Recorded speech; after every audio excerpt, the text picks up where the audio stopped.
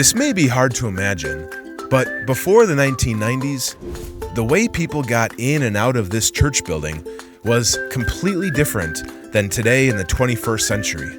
The church ended at the doors here. I mean, the doors in the back of the church were the doors to outside. And I remember when we would come to church, we'd walk on Wisconsin Avenue and come in the front door.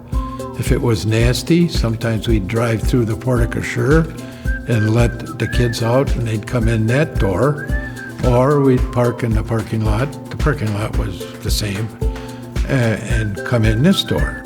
What is now known as the Fireside Room, and this whole part of the building that connects the church and the school, did not yet exist, meaning there was very little space to gather before or after a worship service. If you look at a lot of our older churches, especially out in the country, you went up the steps into the church. There may have been a little cloakroom or something there where you could hang up your coat, and that was it. Church was over.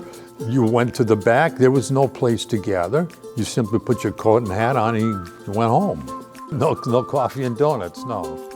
So in the early 90s, the decision was made to build a new addition, which would join the church and school buildings together.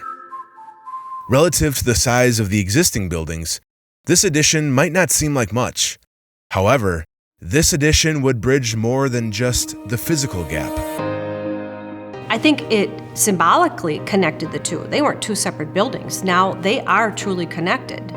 The church and the school are one organization.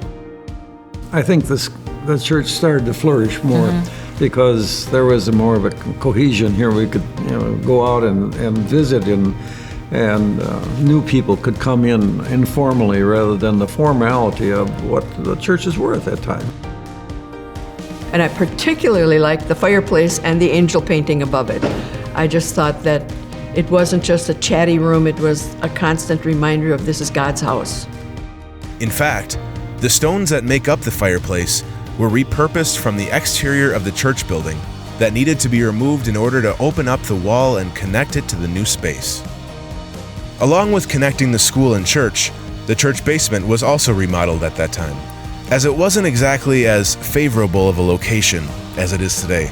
We had 3 boys, and when we would come to church in the mornings, if they'd get a little bit unruly, that could be my go-to spot. It was dark at the time, it was kind of dreary down there. I could take a folding chair out, turn the lights off, and things got calm very quickly.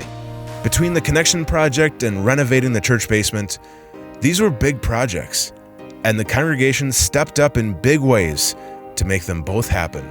I think almost all of that lower level was done by members. I remember people like Carl Ganevach or Leroy Schilberg or Stu Schramm and some of those guys just swinging hammers and putting pipes in the walls and making all that come together. And in addition to the invaluable time and talents of members that were put into renovating the lower levels, treasures were also poured in to this $275,000 addition. But that was a big step for us. And there was a lot of question of, how would we pay for that? We had some gifts that were given, but then we actually had member loans that we had borrowed from members at a low interest rate in order to be able to pay probably about $250,000. And many of those member loans at the end of the term when we came back and said we're ready to pay back those member loans, many of our members came back and said they'd like to forgive that loan and just give that as a gift to the congregation at that time. As the 90s came winding down, the number of baptized souls in the church was ramping up.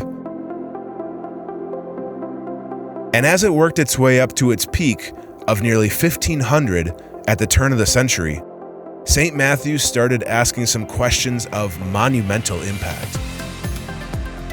What are we doing well as a congregation? Where are some things that we might want to do a little bit differently? And what are some of the future dreams from our members? We were looking at Oconomowoc like a really growing part of Waukesha County. And we had the Great Commission. And it's like, yeah, we should be doing something here. So what could we do? And that really shaped up that very first long-range plan. A long-range plan that would just begin to develop in the decade to come and remind this congregation of just whose timeline we're really on.